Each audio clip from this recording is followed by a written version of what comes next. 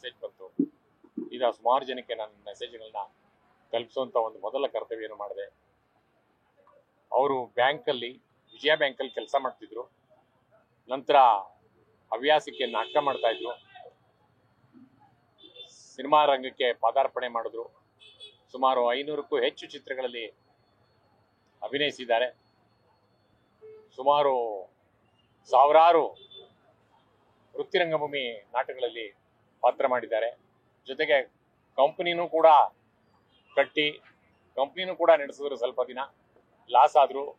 ನಂತರ ಚುನಾವಣೆಗೆ ನಿಂತ್ಕೋಬೇಕು ಅಂತ ಓಡಾಡಿದ್ರು, ಅದು ಆಯ್ತು. ನಂತರ ಪೋಷಕ ಕಲಾವಿದರ ಸಂಘ ಅಂತ ಒಂದು ಸ್ಥಾಪನೆ ಮಾಡಿ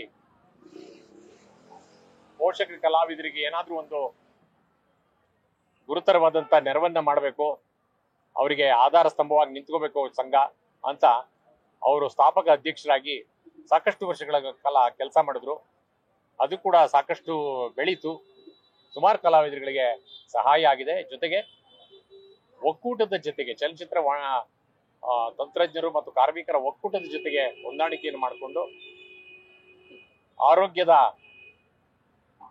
ಕಾರ್ಡ್ಗಳನ್ನು ಕೂಡ ಮಾಡಿಸ್ಕೊಂಡು ಸುಮಾರು ಜನ ಕಲಾವಿದರಿಗೆ ಸಹಾಯ ಆಗಿದೆ.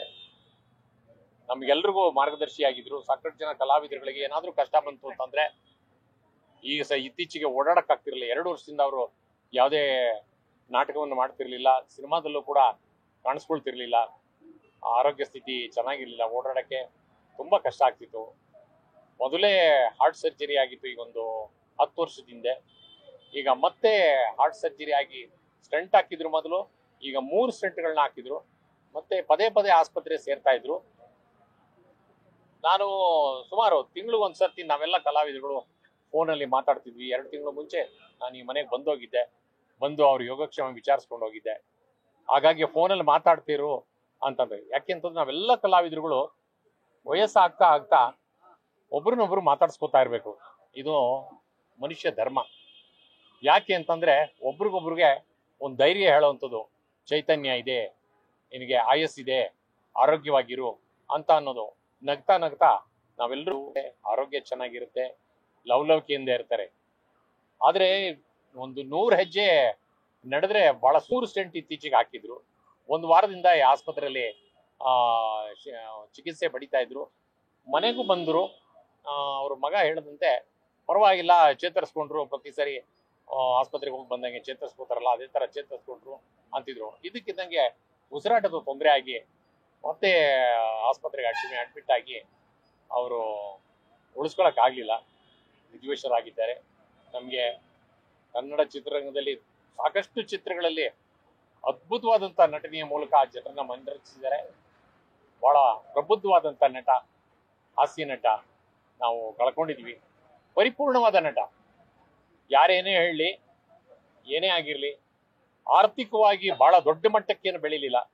ನಿಮ್ಗೆ ಗೊತ್ತಿದೆ ನೋಡಿ, ಕನ್ನಡ ಚಿತ್ರರಂಗದಲ್ಲಿ ಪೋಷಕ ಕಲಾವಿದರುಗಳಲ್ಲಿ ಸಾಕಷ್ಟು ಜನ ಯಾವುದೋ ಒಂದು ಸಣ್ಣ ಪ್ರಮಾಣದ ಮೊತ್ತವನ್ನ ತೆಗೆದುಕೊಂಡು ತಮ್ಮ ಜೀವನವನ್ನ ನಡೆಸ್ತಾ ಇರ್ತಾರೆ. ಅದೇ ದಾರಿನಲ್ಲಿ ಅವ್ರು ಹೋಗ್ತಾ ಇದ್ರು. ದೊಡ್ಡ ಮಟ್ಟದಲ್ಲಿ ಬೆಳೆಯಕ್ ಆಗ್ಲಿಲ್ಲ. ಅದರಿಂದ ಅವರ ಆತ್ಮಕ್ಕೆ ಶಾಂತಿ ಸಿಗಲಿ. ಎಲ್ಲ ಕಲಾವಿದರು ತಮ್ಮ ಆರೋಗ್ಯವನ್ನು ಕಾಪಾಡ್ಕೊಳ್ಳಿ, ಲವಲವಿಕೆಯಿಂದಿರಿ. ತಮಗೆ ಎಷ್ಟು ಸಾಧ್ಯನೋ ಅಷ್ಟು ಮಾತ್ರ ಕೆಲಸ ಮಾಡಿ. ಅತಿಯಾದ ಹೊರೆಯನ್ನ ತಲೆ ಮೇಲೆ ಹಾಕೊಂಡು ಒತ್ತಡವನ್ನು ತಂದ್ಕೊಂಡು ಆಸ್ಪತ್ರೆಗೆ ಸೇರಿ ತುಂಬಾ ಕಷ್ಟದ ಪರಿಸ್ಥಿತಿಗೆ ತಂದ್ಕೋಬೇಡಿ ಅಂತ ಅನ್ಬಿಟ್ಟು ನಾನು ಒಂದು ಕಿವಿ ಮಾತು ಹೇಳೋದಕ್ಕೆ ಇಚ್ಛೆ ಪಡ್ತೀನಿ.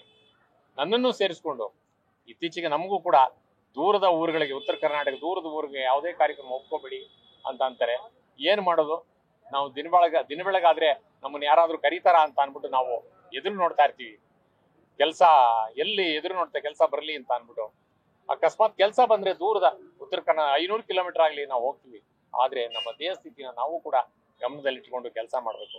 ಹಾಗಾಗಿ ಎಲ್ಲ ಕಲಾವಿದರಿಗೆ ಒಳ್ಳೇದಾಗ್ಲಿ, ಬ್ಯಾಂಕ್ ಜನಾರ್ದನ ಅವರ ಆತ್ಮಕ್ಕೆ ಶಾಂತಿ ಸಿಗಲಿ ಅಂತ ಎಲ್ಲರ ಪರವಾಗಿ ನಾನು ಭಗವಂತನಲ್ಲಿ ಪ್ರಾರ್ಥನೆ ಮಾಡ್ತೀನಿ.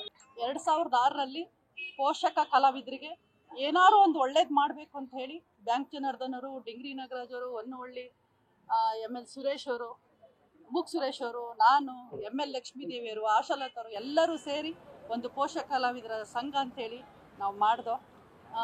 ಅವಾಗಿಂದನೂ ಅವರು ಬ್ಯಾಂಕ್ ಜನಾರ್ದನವರು ಒಂದು ಪೋಷಕ ಕಲಾವಿದರಿಗೆ ನಮಗೇನು ಬೆನಿಫಿಟ್ಗಳು ಸಿಗ್ತಾ ಇಲ್ಲ, ನಮ್ಮಿಂದ ನಾವೇನಾದ್ರು ಮಾಡ್ಕೊಬೇಕು ಅಂತೇಳಿ ಸಂಘನ ಓಪನ್ ಮಾಡ್ದೋ. ಅಲ್ಲಿಂದ ಇಲ್ಲಿವರೆಗೂ ಒಂದು 4-5 ಒಂದು 10-12 ವರ್ಷ 8 ವರ್ಷ ಅವರೇ ಅಧ್ಯಕ್ಷರಾಗಿ ಕೆಲಸನ ಅಚ್ಚುಕಟ್ಟಾಗಿ ಎಲ್ಲ ಪೋಷಕ ಕಲಾವಿದರನ್ನು ಒಂದೇ ರೀತಿ ತಗೊಂಡು ಇವಾಗ ನಮ್ಮ ಸಂಘದಲ್ಲಿ 326 ಜನ ಇದ್ದಾರೆ. ಲಾಸ್ಟ್ ಟೈಮ್ 2023ರಲ್ಲಿ ನನಗೆ ಸಪೋರ್ಟ್ ಮಾಡಿ ನನ್ನನ್ನು ಅಧ್ಯಕ್ಷನಾಗಿ ಗೆಲ್ಲಿಸಿದ್ರು ಬ್ಯಾಂಕ್ ಜನಾರ್ದನವರು. ಕೆಲವು ಅಡುಕು ಏನೇ ಒಂದು ಸಮಸ್ಯೆ ಇದ್ರೂ ನಾವು ಅವ್ರ ಹತ್ರನೇ ಕೇಳ್ತಾ ಇದ್ದೋ, ಹೇಗೆ ಮಾಡಬೇಕು, ಹೇಗೆ ಸಂಘನ ನಡೆಸಬೇಕು, ಏನಾರು ತಪ್ಪಾದರೆ ಅವ್ರನ್ನ ಕೇಳ್ತಾ ಇದ್ದೋ.